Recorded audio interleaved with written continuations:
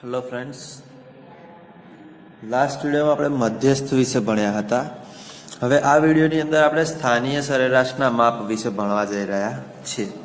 બરાબર, તો સ્થાનીય સરેરાશના માપ ટોટલ 3 છે: ચતુર્થકો, દશાંશકો અને શતાંશકો. સૌપ્રથમ આપણે ચતુર્થકો વિશે થોડી માહિતી મેળવીએ. ચતુર્થકો એટલે કે આપેલી જે કિંમતો હોય તેને ચડતા ક્રમમાં ગોઠવ્યા પછી તેના સરખા 4 ભાગ કરતા હોય. કેટલા ભાગ કરતા હોય? 4 ભાગ કરતા હોય તેને શું કહેવાય? ચતુર્થકો. હવે એક વસ્તુ યાદ રાખવી, કોઈ પણ વસ્તુના તમારે ભાગ કરવા હોય તો જેટલા ભાગ કરવા હોય ને એનાથી અમુક સંખ્યાઓ નાની મળે. જેમ કે 4 ભાગ કરવા હોય ને તો 3 એકમથી આપણે 4 ભાગ કરી શકીએ છીએ. બરાબર, 2 ભાગ કરવા હોય, મારે આ પેન્સિલના 2 ભાગ કરવા હોય તો હું એને એક જ વખત અહીંયાથી કાપીશ, ના કે 2 વખત. બરાબર, એક જ વખત કાપીશ તો એના 2 ભાગ થશે. તો મારે 4 ભાગ કરવા હોય તો હું 1, 2 અને 3 વખત કાપીશ તો એના 4 ભાગ પ્રાપ્ત થશે. એટલે કે ચતુર્થકો કેટલા છે આપણી પાસે? 3 ચતુર્થકો છે. કયા કયા? Q1, Q2 અને Q3 સમજી લઈએ. આ કોઈક માહિતી છે આપણી પાસે કે જે ચડતા ક્રમમાં ગોઠવેલી છે, જ્યાં સૌથી પહેલી જે છે એ સૌથી ઓછી કિંમત છે અને સૌથી છેલ્લી જે કિંમત છે એ સૌથી મોટી કિંમત છે. હવે આ જે કિંમત છે, બરાબર, એને હું પહેલા વચ્ચેથી કટ કરું છું તો એનો મને શું મળે છે? મધ્યસ્થ મળે છે. તો બે બાજુ 50% કિંમતો રહે, જે આપણે મધ્યસ્થમાં શીખ્યા. બરાબર, કે 50% કિંમતો મધ્યસ્થથી નાની હશે અને 50% કિંમતો મધ્યસ્થથી મોટી હશે. હવે આ મધ્યસ્થની 50% કિંમતો જે પ્રાપ્ત થઈ, આપણે એને ચતુર્થકોમાં ફેરવવી હોય તો આપણે મધ્યસ્થથી સૌથી ઓછી કિંમત અને મધ્યસ્થ આ બે વચ્ચે એક સરખે હિસ્સે બાંટવો પડે. તો એને મેં નામ આપ્યું Q1, કે જે 25% કિંમતો દર્શાવે છે. બરાબર, આ બંને 25% કિંમતો દર્શાવે ત્યારે 50% કિંમત બને. આ બાજુ આ બંને 25% કિંમત દર્શાવે ત્યારે 50% કિંમત બને. અને આ બંને 50% કિંમત બનાવે ત્યારે આપણી સંપૂર્ણ માહિતી બને, એટલે કે 100% કિંમતો આપણને મળે. ચડતા ક્રમમાં ગોઠવેલા આપેલ માહિતીમાં અવલોકનોની જે 3 કિંમતો 4 સરખા ભાગમાં વહેંચે છે. બરાબર, 1, 2 ને 3 કિંમતો છે. આ એક પહેલો ભાગ, બરાબર, આ બીજો ભાગ, આ ત્રીજો ભાગ અને આ ચોથો ભાગ. તો આપેલી માહિતીને 4 સરખા ભાગમાં વહેંચે છે આપેલી 3 કિંમતો. બરાબર, તો એ કિંમતોને આપણે શું કહીએ છીએ? ચતુર્થકો કહીએ છીએ. ચતુર્થકોને QJ વડે, Q એટલે ક્વાર્ટર, બરાબર, QUARTR, ક્વાર્ટર, એટલે કે QJ વડે દર્શાવાય છે. જે બરાબર શું બતાવે છે? આપણને નંબર બતાવે છે 1, 2 અને 3. 3 ચતુર્થકો હોય એટલે જે બરાબર તમારે 1 આવે, કાં તો 2 આવે, કાં તો 3 આવે. Q1, Q2 અને Q3 એ રીતે આપણી પાસે 3 ચતુર્થકો અવેલેબલ છે. જ્યાં Q2 બરાબર એમની નીચે જ આપણે Q2 લખ્યો છે, એટલે કે Q2 જેટલો હિસ્સો સરખો કરે છે એટલો જ M પણ હિસ્સો બાટે છે, એટલે કે M બરાબર Q2 ની કિંમત મળે છે. આગળ જોઈએ દશાંશકો. તો દશાંશકો આપણને શું કહે છે કે 10 સરખી કિંમતો, એટલે કે 10 ભાગ કરવા હોય, બરાબર, કોઈ કિંમતના 10 સરખા ભાગ કરવા હોય તો એને 9 કિંમતો વડે ભાગવા પડે. કોઈ એક માહિતી છે આપણી પાસે કે અહીંયા આગળ લખેલી છે સૌથી ઓછી કિંમત અને અહીંયા લખેલી છે સૌથી વધુ કિંમત. બરાબર, હવે મેં એને સરખા 10 ભાગમાં વેચવું હોય તો એને કોઈ પણ 9 કિંમતો વડે ભાગું છું. આ એક હિસ્સો, બીજો હિસ્સો, ત્રીજો હિસ્સો, ચોથો હિસ્સો, પાંચમો હિસ્સો, છઠ્ઠો હિસ્સો, સાતમો હિસ્સો, આઠમો હિસ્સો, નવમો હિસ્સો અને આ 10મો હિસ્સો. બરાબર, એટલે કે કોઈ પણ આ એક પેન્સિલનું જ આપણે ફેરવ્યું થાય, એટલે આને મારે 10 ભાગમાં વેચવું હોય તો એને 9 વખત કાપીશ. 1, 2, 3, 4, 5, 6, 7, 8 અને 9.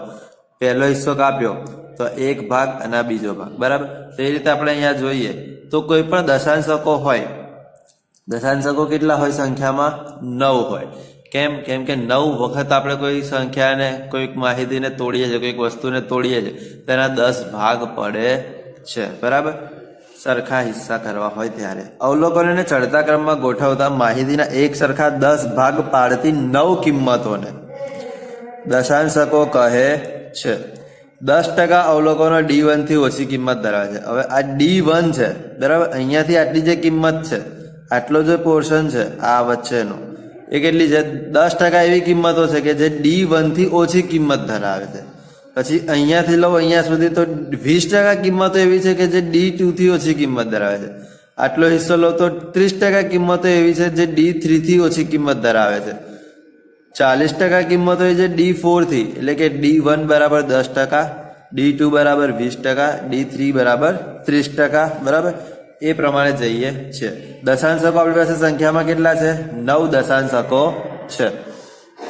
દશાંશકોને DJ વડે દર્શાવાય છે, બરાબર. દશાંશકોને શેના વડે દર્શાવાય છે? DJ વડે દર્શાવાય છે, બરાબર. હવે આગળ જઈએ.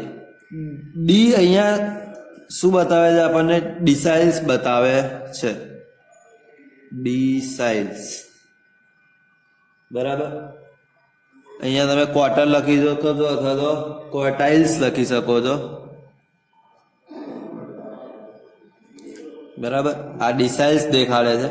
હવે એક વસ્તુ સમજો, એમના 5 ભાગ આમ અને એમ થી 5 ભાગ આમ, એટલે 10 ભાગ બને, બરાબર. ગણી લો 1 2 3 4 અને 5, 1 2 3 4 અને 5. આપણે એને શું કીધા હતા? મધ્યસ્થ કીધું. પછી એમના આપણે અડધા હિસ્સા કર્યા કે એમના 5 ભાગમાંથી અઢી હિસ્સો આ બાજુ, અઢી હિસ્સો આ બાજુ, તો આપણે એને શું કીધું? ચતુર્થકો કીધું. હવે આપણે એમ કહીએ છીએ કે એમના જે ટોટલ નાના નાના હિસ્સા 5 ભાગ બન્યા, બરાબર. 1 2 3 4 અને 5, એને આપણે શું કીધા? દશાંશકો કીધા. તો એ દશાંશકોને આપણે D વડે દર્શાવીએ છીએ. D એટલે ડિસાઇલ્સ, જ્યાં D1 D2 D3 D4 D5 D6 D7 D8 અને D9 તમને શોધવા માટે, આમાંથી કોઈ પણ એક D શોધવા માટે કીધેલો હશે. M બરાબર Q2 થાય છે, એ જ રીતે અહીંયા M બરાબર આપણને D5 મળે છે, બરાબર. એટલે કે M ની જે કિંમત હોય, મધ્યસ્થની જે કિંમત હોય, એ જ Q2 ની કિંમત હોય, અને Q2 ની અને મધ્યસ્થની જે કિંમત થાય એ જ D5 ની કિંમત બને. હવે આગળ જઈએ શતાંશકો તરફ. શતાંશકો શું કહે છે કે અવલોકનોને ચડતા ક્રમમાં ગોઠવતા માહિતીના એક સરખા 100 ભાગ પાડતી 99 કિંમતોને, બરાબર. કોઈ એક વસ્તુ છે, મારે 100 ભાગ પાડવા છે. ચલો આપણે 100 રૂપિયાની નોટ લઈ લઈએ. મારે 100 રૂપિયાની નોટના સરખા 100 ભાગ પાડવા છે, તો હું એને 99 વખત ગણીશ કે 1 2 3 4 5 6 99 સુધી. પછી છેલ્લો 100 આપણે ગણીશું નહીં કરતા. લે ભાઈ આ તારો, બરાબર. 100 બાળકો છે, 100 ચોકલેટ છે, તો હું 99 જણાને આપીશ, તો છેલ્લી જે ચોકલેટ બચશે 100માં વ્યક્તિ માટે જ હશે, બરાબર. એટલે કે જે 99 કિંમતો છે એને આપણે શું કહીએ છીએ? શતાંશકો કહીએ છીએ, બરાબર.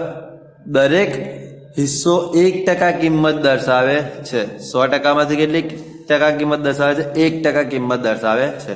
શતાંશકોને PJ વડે દર્શાવાય છે. PJ એટલે શું બતાવે છે? પર્સન્ટાઇલ. શું બતાવે છે? પર્સન્ટાઇલ્સ. હવે D1 બરાબર P10, બરાબર. આપણે એક સંખ્યા રેખા અહીંયા મેં તમને બતાવી. આ D1 એટલે કે 10% કિંમતો હતી, તો 1 2 3 4 5 6 7 8 9 10, 10% આવી હશે. D1 બરાબર P10 થાય છે.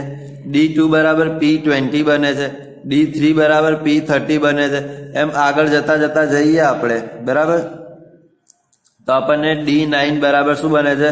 P90 મળે છે, બરાબર. હવે Q1 બરાબર P25 બનશે. આ તમારે યાદ રાખવાના છે, બરાબર. Q1 બરાબર P25 બનશે, Q2 બરાબર P50 બનશે અને Q3 બરાબર P75 બનશે. બીજી વસ્તુ, M બરાબર Q2 બરાબર D5 બરાબર P50, એટલે કે M ની જે કિંમત હશે એ જ Q2 ની કિંમત હશે. એ બંનેની જે કિંમત હશે સેમ, એ જ સેમ કિંમત D5 માટે હશે, અને આ ત્રણેયની જે સેમ કિંમત હશે એ જ કિંમત P50 માટે હશે. એટલે તમને કોઈ એક દાખલો આપ્યો હોય અને એવું કીધું હોય કે મધ્યસ્થ શોધો, D5 શોધો, તો તમારે કોઈ બી એક શોધવાનું બંનેમાંથી અને લખી દેવાનું કે M બરાબર D5 હોવાથી બંનેની કિંમત સરખી રહેશે. હવે સૂત્રો આપેલા છે ચતુર્થકો માટેના. દશાંશકો માટેના અને શતાંશકો માટેના. તો જેમ મધ્યસ્થ વખતે આપણે શીખ્યા હતા કે અવર્ગીકૃત માહિતી હોય ત્યારે કયું સૂત્ર આવે, વર્ગીકૃત માહિતીમાં અસતત આવૃત્તિ વિતરણ હોય ત્યારે કયું આવે અને સતત આવૃત્તિ વિતરણ હોય ત્યારે કયું સૂત્ર આવે. તો જોઈ લઈએ. તો અહીંયા બે જ સૂત્રો આપણે ભણવાના છીએ અને પછી એની અંદર ખાલી અમુક માઇનર ચેન્જ કરવાનો છે. પહેલા એક જોઈ લઈએ કે જે આપેલો હોય એટલે કે 1 2 3 જો તમે દશાંશક, શતાંશક અથવા તો ચતુર્થક શોધી રહ્યા છો ત્યારે ચતુર્થક પહેલા આપણે જોઈએ કે અવર્ગીકૃત માહિતી હોય અથવા અસતત માહિતી એટલે કે અસતત આવૃત્તિ વિતરણ આપેલું હોય ત્યારે ક્યુ જે બરાબર શું થશે, જે બ્રેકેટમાં n+1/4 માં અવલોકનની કિંમત, બરાબર. જ્યાં આપણે મધ્યસ્થમાં શોધતા હતા કે n/2 અથવા n+1/2 માં અવલોકનની કિંમત અસતત આવૃત્તિ વિતરણ અથવા અવર્ગીકૃત માહિતી હતી ત્યારે, બરાબર. આપણે n+1/4 માં અવલોકનની કિંમત કરીએ. હવે જે Q1 કીધો હોય તો જે બરાબર 1 મૂકવાનો, Q2 કીધું હોય તો જે બરાબર 2 મૂકવાનું અને Q3 કીધું હોય તો જે બરાબર 3 મૂકવાના અને આના કૌંસની જે કિંમત આવે સાદુરૂપ આપ્યા પછી એને આ જે વડે ગુણી નાખવાનું, બરાબર. હવે આગળ વધીએ. દશાંશકની કિંમત જ્યારે શોધવાની કીધી હોય અવર્ગીકૃત માહિતી માટે હોય ત્યારે અહીંયા જે મૂકી દેવાનું. હવે દશાંશક છે એટલે કેટલા આપણે 10 હિસ્સા પાડવાના છે તો આપણે છેદમાં શું મૂકી દેવાના, 10 મૂકી દેવાના. ઉપર સેમનું સેમ n+1/10 માં અવલોકનની કિંમત, બરાબર. જે બરાબર તમને D1 કીધું હોય તો 1, D2 કીધું હોય તો 2, D3 કીધું હોય તો 3 ને D8 9 જે કીધું હોય એટલા આગળ મૂકી દેવાના. આ જે કૌંસની કિંમત મળે એને જે વડે ગુણી નાખવાની અને એ બંનેનો ગુણાકાર કરતા જે કિંમત મળે તે આપણી અવલોકનની કિંમત બને, બરાબર. અને એ જે કિંમત મળે તેને આપણે CF માં સરખાવીને જોવાની હોય છે. હવે જોઈએ શતાંશક હોય તો અહીંયા n+1 100 ભાગ કરવા છે તેથી આપણે છેદમાં 100 મૂકીશું. જે કૌંસમાં n+1 ભાગ્યા 100 માં અવલોકનની કિંમત, બરાબર.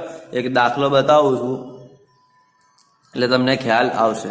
ત્યાં સુધી જોઈ લઈએ. જે કિંમત મળે આ અવલોકનોની કિંમત મતલબ કે આ જે કિંમત મળે છે તેને આપણે CF ની અંદર સરખાવવાની હોય છે અને સરખાવતા તેનો જે ચલ એટલે કે જે એકચ્યુઅલીમાં આપણી પાસે ચલ કિંમત આપેલી હોય છે, બરાબર, જે આપણે ચડતા ક્રમમાં ગોઠવી હોય છે અથવા તો જે આપણને બ્રેકેટમાં ટેબલની ફોર્મની અંદર આપેલી હોય છે તે જે CF ની સામેની કિંમત મળે, બરાબર. આ જે કિંમત છે એ કઈ CF માં સમાવિષ્ટ થાય છે એ ધ્યાન રાખવું, બરાબર. અવલોકનની જે કિંમતો મળે છે આપણને આ સૂત્ર પરથી એ કઈ CF માં સમાવિષ્ટ થાય છે તે બાબતનું ધ્યાન રાખવું અને એ CF ની સામેની જે કિંમત હોય તે આપણો જવાબ બને છે. જ્યારે આવૃત્તિ વિતરણ કેવું હોય, અસતત હોય અથવા તો માહિતી કેવી હોય, અવર્ગીકૃત માહિતી હોય ત્યારે. પરંતુ હવે જ્યારે સતત આવૃત્તિ વિતરણ આપેલું હોય એટલે કે આપણને વર્ગ આપેલા હોય, બરાબર, ત્યારે આપણે પહેલા તો શું કરવો પડે છે, ચતુર્થક વર્ગ, દશાંશક વર્ગ અને શતાંશક વર્ગ શોધવો પડે છે. હવે જ્યારે વર્ગ શોધતા હોઈએ ત્યારે j × n/4 જ કરવાનું હોય છે, +1 કરવાની જરૂર રહેતી નથી, બરાબર. n/4 માં અવલોકનનો વર્ગ. હવે એ વર્ગ જે આપણે શોધીશું એની પરથી આપણે સૂત્ર બનાવીશું. જેમ આપણે મધ્યસ્થમાં બનાવતા હતા કે જે વર્ગ મળે, બરાબર, જે વર્ગ આપણને મળ્યો છે તેનો અધસીમા બિંદુ, બરાબર, આપણે લેતા હતા. તે જ વર્ગની આપણે આવૃત્તિ લેતા હતા. જે વર્ગ મળ્યો છે CFI માં જોતા જે વર્ગ મળ્યો છે તે વર્ગના અગાઉના વર્ગની CF આપણે લેતા હતા, બરાબર, ને જે તે વર્ગ મળ્યો જેની વર્ગ લંબાઈ લેતા હતા. તો સેમ સૂત્ર એ જ અહીંયા અપ્લાય કરવાનું છે, પરંતુ આ એક જ સ્ટેપ દરેક વખતે બદલાશે, બરાબર. મધ્યસ્થ હતું ત્યારે અહીંયા ખાલી n/2 હતું. હવે તમે ચતુર્થક શોધી રહ્યા છો તો Q1 તમને કીધું હોય તો L + J × n/4 - CF/F × C કરવું પડે. Q3 શોધી રહ્યા છો તો અહીંયા 3 કરી દેવું પડે. Q2 શોધી રહ્યા છો તો અહીંયા 2 કરી દેવું પડે, બરાબર. બાકી બધું એનું એ જ છે. D જે શોધતા હોય એટલે કે તમે દશાંશક શોધતા હોય ત્યારે તમારે આ કિંમત ખાલી ચેન્જ કરવી પડે. બાકી સૂત્ર સેમનું સેમ, મધ્યસ્થની જેવું. L પ્લસ જે ઇન્ટુ n/10 કરવું પડે. D8 હોય તો અહીંયા તમારે 8 વડે મૂકી દેવાનું, જે તમે આગળ શોધીને જ આવવાના છો ઓલરેડી. અહીંયા દશાંશક હોય તો આપણે જે દશાંશક કીધો, જેમ કે D7 કીધો હોય તો અહીંયા આપણે જે ની જગ્યાએ શું મૂકીશું? 7 મૂકીશું. 7 n જેટલા હશે એના વડે 10 ભાગી દઈશું અને એ જે કિંમત મળે એને 7 વડે ગુણી દઈશું. પછી એની પરથી આપણે અવલોકનનો વર્ગ મેળવીશું. જે વર્ગ મળશે તેને આપણે CFI માં સરખાવીશું. CFI જેમાં સમાવિષ્ટ થતી હશે, બરાબર, આ જે કિંમત મળે છે એ કઈ CFI માં સમાવિષ્ટ થાય છે એ કિંમત પછી આપણે એ CFI માં સમાવિષ્ટ થતી કિંમતનો જે વર્ગ હોય એને આપણે દશાંશકનો વર્ગ કહીશું. એ જ રીતે શતાંશકનો વર્ગ પણ મેળવીશું. હવે જ્યારે દશાંશકનું સૂત્ર મૂકીએ ત્યારે DJ બરાબર L પ્લસ જે into n/10 minus CF/F into C કરવું પડે. આ જે કિંમત છે n/2 મધ્યસ્થમાં લેતા હતા, જે ઇન્ટુ n/4 ચતુર્થકમાં લેતા હતા, તો દશાંશકમાં જે ઇન્ટુ n/10 લેવી પડે. એ જ રીતે જ્યારે શતાંશકમાં જઈએ ત્યારે જે ઇન્ટુ n/100 કરવું પડે. બરાબર, આ હતી એની બેઝિક નોલેજ અને સૂત્રો. હવે આપણે દાખલા તરફ જઈએ છીએ. ઉદાહરણ નંબર છે તમારી બુકની અંદર 25 નંબરનું, જે આપણે અત્યારે જોવા જઈ રહ્યા છીએ. બરાબર, તો એમાં એવું કીધું છે કે એક બેટ્સમેને તેની 20 ઇનિંગમાં સ્કોર કરેલા રન દર્શાવતી નીચેની માહિતી આપેલી છે, જેની પરથી આપણે Q1 શોધવાનો છે, D7 શોધવાનો છે અને P40 શોધવાનો છે. 32 રન માર્યા છે પહેલી ઇનિંગમાં, બીજી ઇનિંગમાં 28, ત્રીજી ઇનિંગમાં 47, ચોથીમાં 63, પાંચમીમાં 71, છઠ્ઠી ઇનિંગમાં 9 જ રન માર્યા છે. બરાબર, તો એ રીતે ક્રમશઃ 20 ઇનિંગ્સના રન આપેલા છે. તો સૌપ્રથમ આપણે શું કરીશું? આપેલી માહિતીને ચડતા ક્રમમાં ગોઠવીશું. શું કરીશું? આપેલી માહિતીને ચડતા ક્રમમાં ગોઠવતા. સૌથી નાની કિંમત કઈ છે આપણી પાસે? અહીંયા 9 રન છે, તો આપણે લખી દઈએ 9. 9 પછી એનાથી મોટી કિંમત કઈ છે? 10, તો આપણે લખી દઈએ 10. 10 પછી ફરીથી એક વખત આપણી પાસે 10 છે, બરાબર, અહીંયા, તો એ પણ આપણે લખી દઈએ. પછી ફરીથી આપણે જોવા જઈએ તો 10 થી મોટી કિંમત કઈ છે આપણી? અહીંયા 14, તો આપણે અહીંયા 14 લખી દઈએ. 14 થી મોટી કિંમત જોવા જઈએ તો 20 સુધી તો એકઈ નથી, 25 સુધી એક નથી, પણ છે પછી 28, તો આપણે લખી દઈએ 28. 28 પછી જોવા જઈએ તો એક જગ્યાએ આપણને 29 દેખાય છે, મતલબ કે આપણે ચડતા ક્રમમાં ક્રમશઃ ગોઠવતા જવાનું છે. 29 પછી આપણે જોઈએ તો આપણને 31 દેખાય છે, બરાબર, અને પહેલું જ પદ આપણું 32 છે, એટલે કે 31 અને 32 ની કિંમતો મળે છે. બરાબર, એ પતી જાય પછી આપણને 32 થી મોટી 40 સુધીની કોઈ કિંમત દેખાતી નથી. 40 છે આપણી પાસે અવેલેબલ, તો આપણે અહીંયા 40 લખીશું. 40 પછી કોઈ મોટી કિંમત છે તો આપણે એક વખત જોઈ લઈએ, ચેક કરી લઈએ, તો નથી. અહીંયા એક છે 47, એ આપણે લખી દઈએ. બરાબર, હવે 47 પછી કોઈ મોટી કિંમત છે આપણી પાસે? 53. 53 પછી કોઈ મોટી કિંમત છે આપણી પાસે? 54. બરાબર, 54 પછી કોઈ મોટી કિંમત? 60 છે. બરાબર, 60 પછી મોટી કિંમત કઈ છે? 62 છે. બરાબર, 62 પછી કઈ છે? 63 છે, તો 62, 63 લખી દીધા. પછી કઈ કિંમત છે આપણી પાસે? 67 છે. 67 પછી કઈ કિંમત છે આપણી પાસે? 71 છે. બરાબર, 71 પછી કઈ કિંમત છે? 80 છે. 80 પછી 8માં બીજી કઈ નથી, 9માં છે 96, પછી 10માં નથી, છેલ્લી છે 148. બરાબર, તો આ જે 20 કિંમતો આપણી પાસે આપણે એને ચડતા ક્રમમાં ગોઠવી દીધેલી છે. હવે આપણને શું કીધું છે? પહેલું Q1 શોધવા માટેનું કીધેલું છે. તો આપણી પાસે Q1 જ્યારે માહિતી કેવી હોય?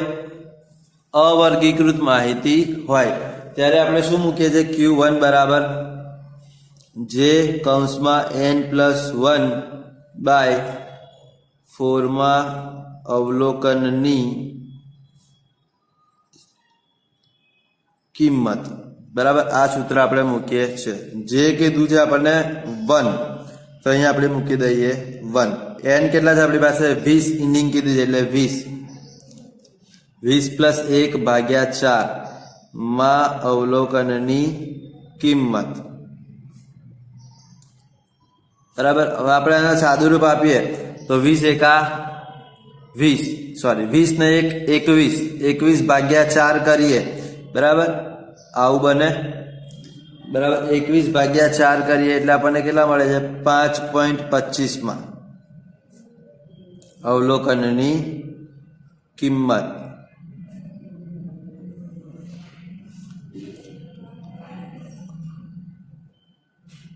હવે એક વસ્તુનું ધ્યાન રાખવું, જ્યારે માહિતી કેવી હોય? અવર્ગીકૃત માહિતી હોય અને તમારી પાસે પોઈન્ટમાં ઇન્ફોર્મેશન આવે છે. કેવા ઇન્ફોર્મેશન આવે છે? પોઈન્ટમાં અવલોકનની કિંમત આવે છે ત્યારે. તો જે અવલોકન હોય, સાંભળજો, જે અવલોકન હોય એની કિંમત, સૂત્ર બનાવવાનું કે જે તે અવલોકનની કિંમત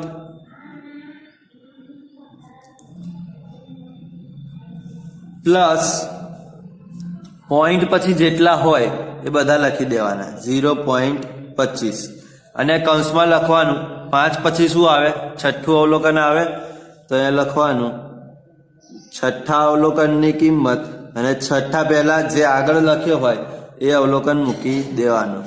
5મા અવલોકનની કિંમત, બરાબર. તો આપણી પાસે શું બન્યું? જ્યારે પોઈન્ટમાં આવે ત્યારે જો સાદી કિંમતો મળી જતી હોય, જેમ કે 5.25 જગ્યાએ 5 મળી જતું હોય તો અહીંયાથી 1 2 3 4 ને 5, તો આ 71 આપણી માટે જવાબ બની જશે.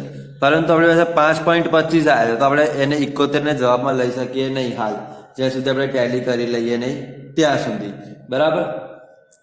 તો આગળ જોઈએ તો 5મા અવલોકનની કિંમત પ્લસ 0.25 છે એટલે આપણે મૂકી દીધા 0.25, બરાબર.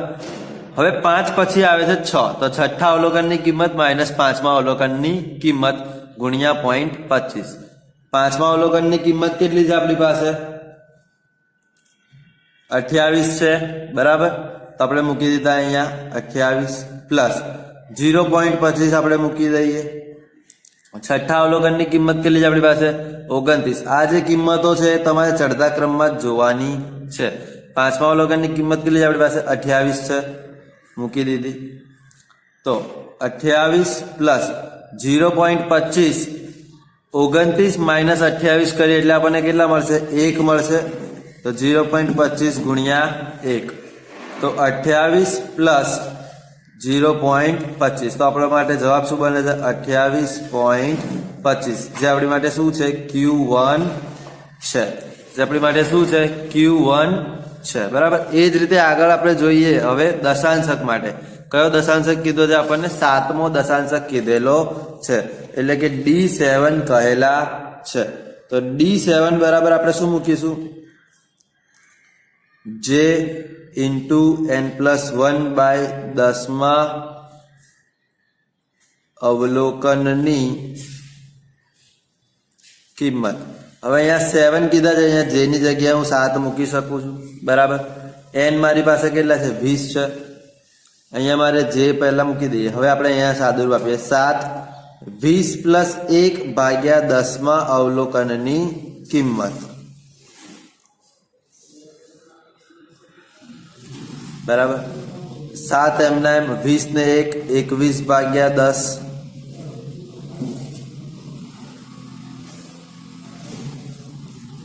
એકવીસ ભાગ્યા 10 કરે એટલે આપણને મળે 2.1.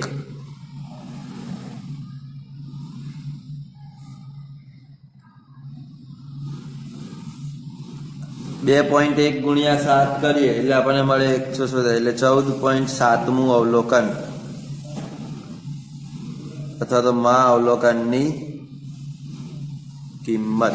હવે અહીંયા પણ આપણને પોઈન્ટમાં કિંમત મળી છે, તો આપણે ફરીથી જે QJ માં કર્યું એ જ આપણે શું કરીશું? DJ માં કરીશું. કયું અવલોકન છે? 14મું. તો 14મું અવલોકન અથવા અવલોકનની કિંમત પ્લસ કેટલા છે? 0.7, તો 0.7. 14 પછી શું આવે? 15 આવે, તો 15મું અવલોકન માઇનસ 14મું અવલોકન.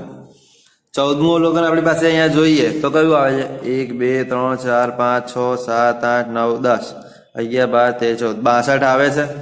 તો આપણે અહીંયા લખી દઈએ 62 પ્લસ 0.7. 62 પછી શું છે આપણી પાસે? 63. તો 63 માઇનસ 62 કરીએ આપણે તો 62 પ્લસ 0.7. 63 માંથી 62 ગયા એટલે 1 ગુણ્યા 0.7 0.7. તો આપણો જવાબ શું બને છે? 62.07. D7 આપણને કેટલા મળે છે? 62.7. સોરી 0.7 છે અંદર એડ થઈ ગયા એટલે 62.7. બરાબર. એ જ રીતે આપણને શતાંશક કીધો છે. શતાંશક કયો છે? 40મો શતાંશક શોધવાનો કીધેલો છે. તો જ્યારે આવું કયું હોય ત્યારે આપણે શું કરીએ છીએ? જે ઇન્ટુ n+1 શતાંશક હોય એટલે 100 આવી જાય. 100માં અવલોકનની કિંમત. બરાબર. જે બરાબર કેટલા છે આપણી પાસે? 40 અવેલેબલ છે. આપણે મૂકી દીધા 40. n+1 n કેટલા છે આપણી પાસે? 20 છે. 20 ઇનિંગના 20 + 1 ભાગ્યા 100માં અવલોકનની કિંમત 40. 20 + 1 21. 21 ભાગ્યા 100 કરીએ એના અવલોકનની કિંમત લઈએ. 40 ગુણ્યા 0.21 કરીશું આપણે. બરાબર. તો 40 ગુણ્યા 0.21 કરીએ એટલે આપણને કેટલા મળે? ગણી લો 8.4. બરાબર. આ 4 × 4 અને 4 × 2 8. 0 છે એટલે 1 પોઈન્ટ આમાં આવી ગયો. તો 8.4માં અવલોકનની કિંમત. 8 પોઈન્ટ પછી 4 આવ્યા. જો 8 આવ્યા હોત તો અહીંયાથી આપણે સીધો 8મો અવલોકન લઈ લેતા, પણ અહીંયા પોઈન્ટ 4 આપેલા છે એટલે ફરીથી આપણે આયર્યું સ્ટેપ કરવાનું છે કે 8મું અવલોકન પ્લસ 0.4 કૌંસમાં 8મું અવલોકન માઇનસ 9મું અવલોકન માઇનસ 8મું અવલોકન. બરાબર. 8મું અવલોકન કયું છે આપણી પાસે? 32 છે. બરાબર.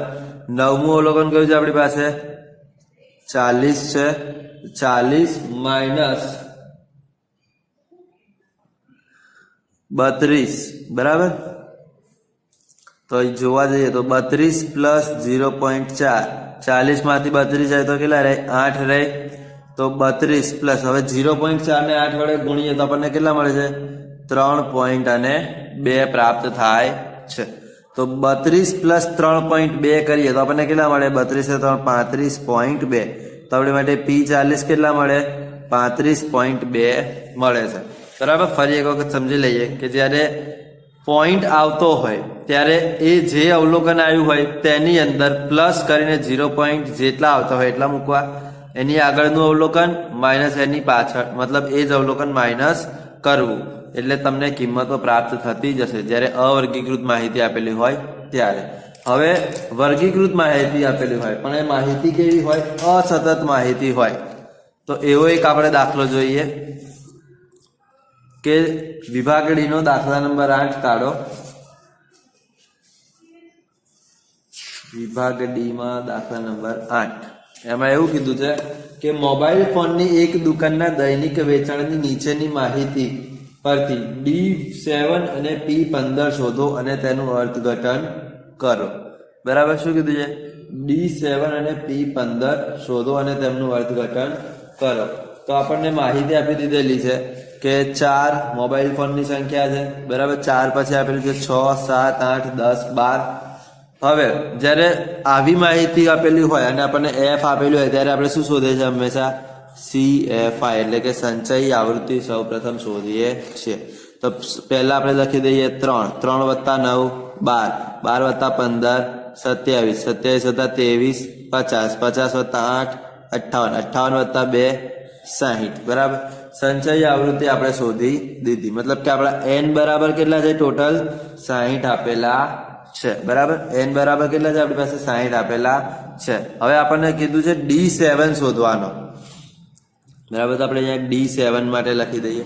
સૂત્ર શું છે? DJ શોધીએ ત્યારે કે J ઇન્ટુ N બરાબર +1/10મું અવલોકન અથવા માં અવલોકનની કિંમત. જે કેટલા છે આપણી પાસે? 7. આપણે મૂકી દીધા 7. N કેટલા છે? 60. 60 + 1/10 મું અવલોકન. 7 ગુણ્યા 60 ને 61. 61/10 કરીએ મું અવલોકન. 7 ગુણ્યા 6.1 મળે છે. તો 7 એકા 7. 7 છંગને 42.7મું અવલોકન. હવે જ્યારે આ અસતત આવૃત્તિ વિતરણ આપેલું હોય ત્યારે આપણને અહીંયા મળ્યા છે 42.7મું અવલોકન. તો અહીંયા તો ક્યાંય 42.7 નથી. તો આપણે આ 42.7 ને CFI માં જોઈશું કે કઈ CFI ની અંદર સમાવિષ્ટ થાય છે. તો આપણે જોઈએ તો અહીંયા 50 ની અંદર 42.7 નો સમાવેશ થઈ જાય છે. બરાબર. 50 ની CFI ની અંદર માટે અહીં આપણે એવું લખીશું કે અહીં 42.7 ને CFI માં જોતા તેનો સમાવેશ 50 માં થાય છે. તેથી તેની ચલ કિંમત અથવા તો તેની જે કિંમત છે 8 એ D7 ની કિંમત બનશે. એટલે કે 7મો દશાંશક બનશે. બરાબર. એટલે કે D7 બરાબર 8 મળે છે. બરાબર. D7 બરાબર કેટલા મળે છે? આપણને 8 મળે છે. હવે આપણને કીધું છે કે P15 શોધો. તો P15 માટે આપણે શું કરીશું? J ઇન્ટુ N +1/100મું અવલોકન. બરાબર. તો આપણે મૂકી દીધા. J કેટલા છે આપણી પાસે? 15. N કેટલા છે? 60 + 1/100મું અવલોકન. તો 15 61/100મું અવલોકન. બરાબર. 15 ગુણ્યા 0.61 થઈ જશે. બરાબર. 100 છે એટલે આ 0.61મું અવલોકન બની જશે. બરાબર. હવે આપણે આનો ગુણાકાર કરીએ. બરાબર. તો ગુણાકાર આપણને કેટલો મળે છે? 9.35મું અવલોકન મળે છે. CFI માં આપણે જોઈએ તો 9.35 નો સમાવેશ કેમાં થાય છે? 12 માં થાય છે. બરાબર. કેમાં સમાવેશ થાય છે? 12 માં સમાવેશ થાય છે. તો આપણે અહીંયા લખીશું કે અહીં 9.35 ને CF માં જોતા તેનો સમાવેશ 12 માં થાય છે. તેથી તેની ચલ કિંમત 12 ની ચલ કિંમત કેટલી છે? મોબાઈલ ફોનની સંખ્યા કેટલી છે આપણી પાસે? 6 એ P15 ની કિંમત થશે. એટલે કે P15 બરાબર આપણને કેટલા મળે છે? 6 મળે છે. બરાબર. ને D7 બરાબર આપણને કેટલા મળ્યા? 8 મળ્યા. હજી દાખલામાં આપણને એવું કીધું છે કે એ મેળવો અને તેનું અર્થઘટન કરો. બરાબર. હવે અર્થઘટન એટલે શું? તો અર્થઘટન એટલે તમે જે કિંમતો મેળવી છે એનો મતલબ શું થાય છે તે આપણે જણાવવાનું છે. તો આપણને જે D7 બરાબર મળ્યું છે, D7 બરાબર જે 8 મળ્યું છે, 7 છે એટલે કેટલા પર્સન્ટેજ થયા કહેવાય? 70% થયા કહેવાય. એટલે કે દિવસોમાં વેચ્યા હતા તો 70% દિવસોનું વેચાણ 8 કે તેથી ઓછા મોબાઈલ ફોનનું હશે. બરાબર. ઓછા ફોનનું હશે. અને અહીંયા 15 બરાબર. એટલે કે 15% દિવસોનું વેચાણ. અહીંયા જગ્યા નથી, અહીંયા લખી દઉં છું. 15% દિવસોનું વેચાણ 6 કે તેથી ઓછા ફોનનું હશે. હવે અસતત આવૃત્તિ વિતરણ જોઈ લીધું આપણે. બરાબર. હવે આપણે સતત આવૃત્તિ વિતરણ માટેનો એક દાખલો જોઈએ. ચલો તો હવે આગળ જોઈએ આપણે જ્યારે સતત આવૃત્તિ વિતરણ આપેલું હોય ત્યારે. હવે સતત આવૃત્તિ વિતરણમાં આપણે બે રીતના વર્ગ જોઈએ છે. એક હોય નિવારક અને બીજા હોય અનિવારક. તો નિવારક વર્ગ આપેલા હોય ત્યારે આપણે સીધી કેલ્ક્યુલેશન કરીએ છીએ, પણ અનિવારક વર્ગ આપેલા હોય ત્યારે આપણે જે વર્ગ લઈશું CFI માંથી, બરાબર, એ વર્ગને આપણે શું કરીશું, પહેલા નિવારક વર્ગ બનાવીશું, એટલે કે અધસીમા બિંદુમાંથી 0.5 માઇનસ કરીશું અને અર્ધસીમા બિંદુમાં 0.5 પ્લસ કરીશું. પહેલા આપણે નિવારક વર્ગ માટેનો એક દાખલો જોઈ લઈએ, જે સ્વાધ્યાયમાં દાખલા નંબર 2 છે. બરાબર, સ્વાધ્યાયનો દાખલા નંબર 2 3.4 નો દાખલા નંબર 2 ગણતા જઈએ. સૌ પ્રથમ આપણે શું કરીએ છીએ, CFI શોધીએ છીએ. બરાબર, તો સૌ પ્રથમ આપણું પહેલું કાર્ય શું હોવું જોઈએ દરેક દાખલાની અંદર, CF શોધવાનું. તો 5, 5 ને 18, 23, 23 ને 24, 47, 47 ને 7, 54, 54 ને 5, 59 ને 1, 60. એટલે કે આપણને n બરાબર કેટલા પ્રાપ્ત થાય છે, અહીં 60 પ્રાપ્ત થાય છે. હવે આપણને અહીંયા એમ કીધું છે કે તમારે આપેલી જે માહિતી છે એની પરથી Q3 શોધવાનો છે, D8 શોધવાનો છે અને P62 શોધવાનો છે. તો સૌપ્રથમ આપણું પહેલું કાર્ય કયું હોવું જોઈએ, Q શોધવા માટેનું, Q3. તો Q3 બરાબર આપણું સૂત્ર શું કહે છે, J ઇન્ટુ n/4 મું અવલોકન. હવે અહીંયા આપણે +1 કરીશું નહીં, કારણ કે આપણી પાસે સતત આવૃત્તિ વિતરણ આપેલું છે. તો J ઇન્ટુ n/4, J કેટલા છે આપણી પાસે, 3 છે, n કેટલા છે આપણી પાસે 60, તો 60 ભાગ્યા 4 મું અવલોકન. તો 3 60 ભાગ્યા 4 કરે એટલે આપણને કેટલા મળે, 15 મળે. 15મું અવલોકન જોઈએ એટલે 15 તરીને 45મું અવલોકન જોવું પડે. 45મું અવલોકન હવે આપણે શોધી રહ્યા છે વર્ગ, બરાબર, Q3 નો વર્ગ શોધી રહ્યા છીએ. તો 45મું અવલોકન CFI માં જોઈએ તો 47 માં સમાવેશ થાય છે.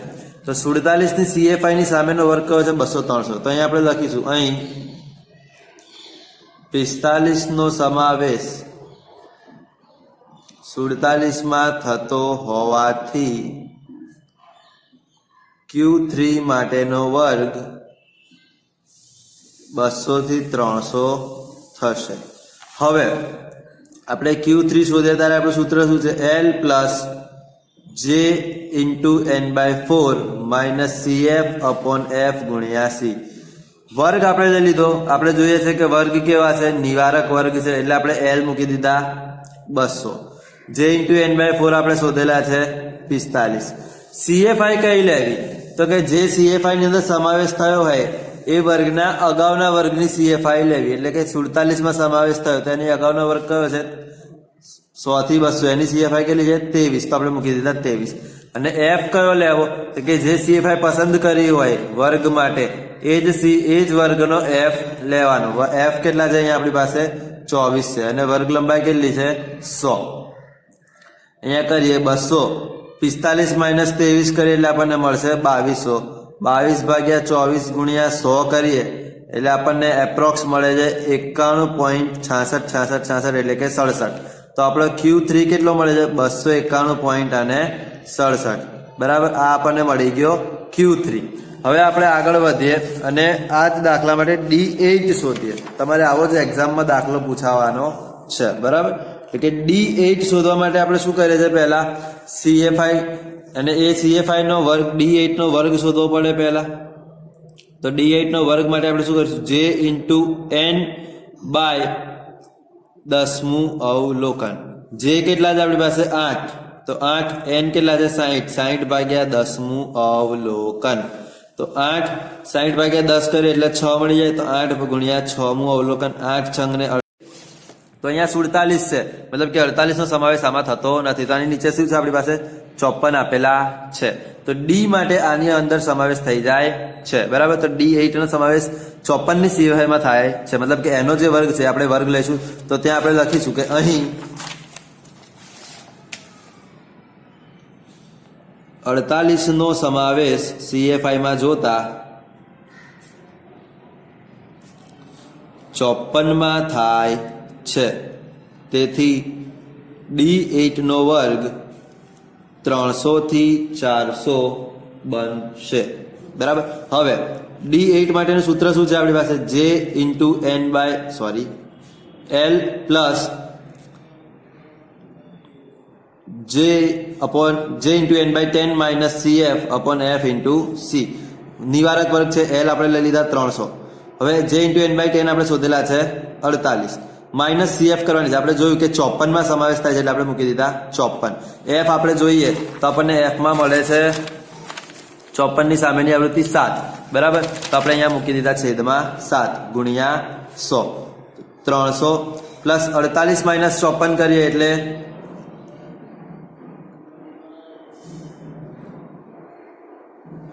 54 ની ઉપરની CFI લેવાની છે એટલે કે 47 છે. સોરી, 48 માંથી 47 ગયા તો 1/7 ગુણ્યા 100 કરીએ, બરાબર. તો આપણે આ કરીએ તો આપણને 100/7 કરીએ એટલી અમાઉન્ટ મળે. તો 100/7 કરીએ છીએ આપણે તો આપણને કેટલા મળે છે?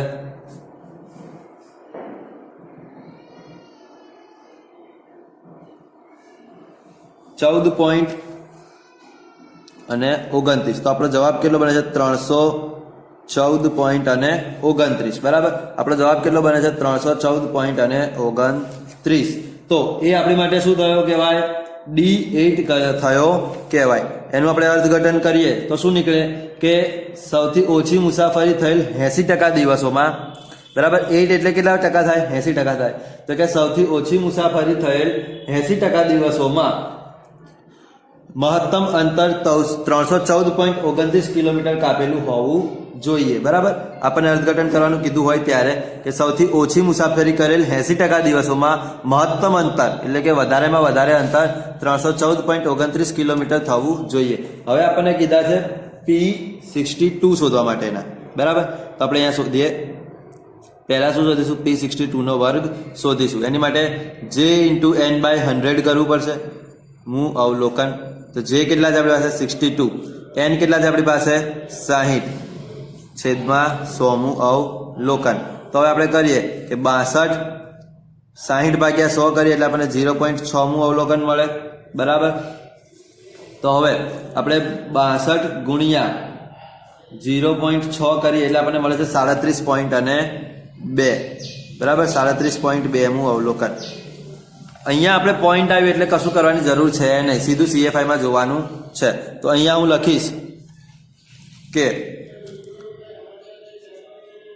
અહીં 37.2 નો સમાવેશ શેમાં થાય છે? આપણે આગળ ભરીને જોઈ લઈએ.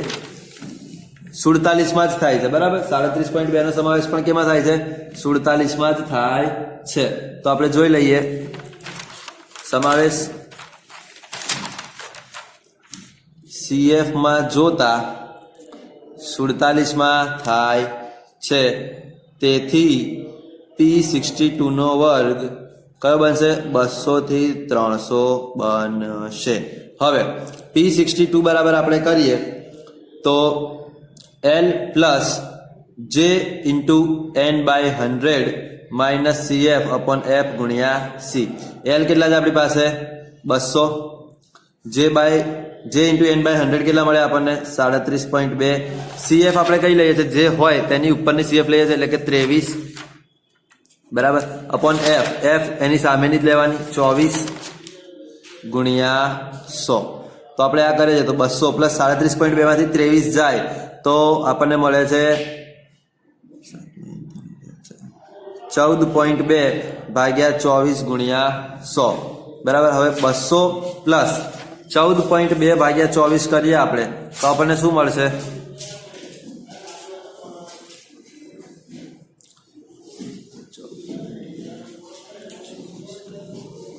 અને એને ગુણ્યા 100 કરી દઈએ તો આપણને કેટલા મળે છે? એક જ મિનિટ, કેલ્ક્યુલેટર કરી લઈએ આપણે.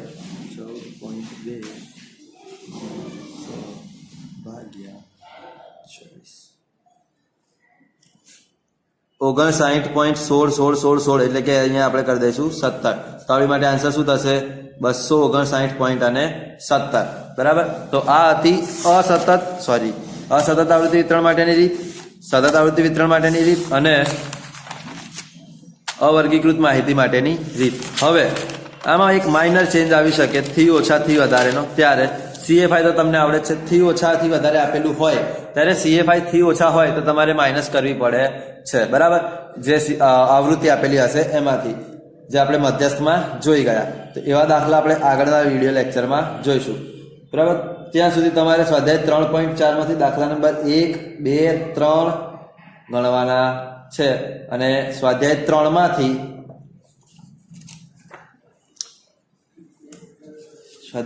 માંથી તમારે ગણવાનો છે દાખલા નંબર 8 ફરીથી ગણવાનો છે, પછી છે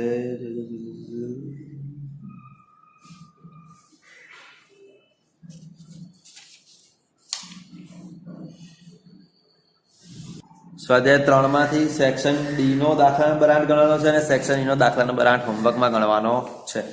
નેક્સ્ટ લેક્ચરની અંદર આપણે 3 ઓછાથી વધુ પ્રકારનું આવૃત્તિ વિતરણ જોઈશું.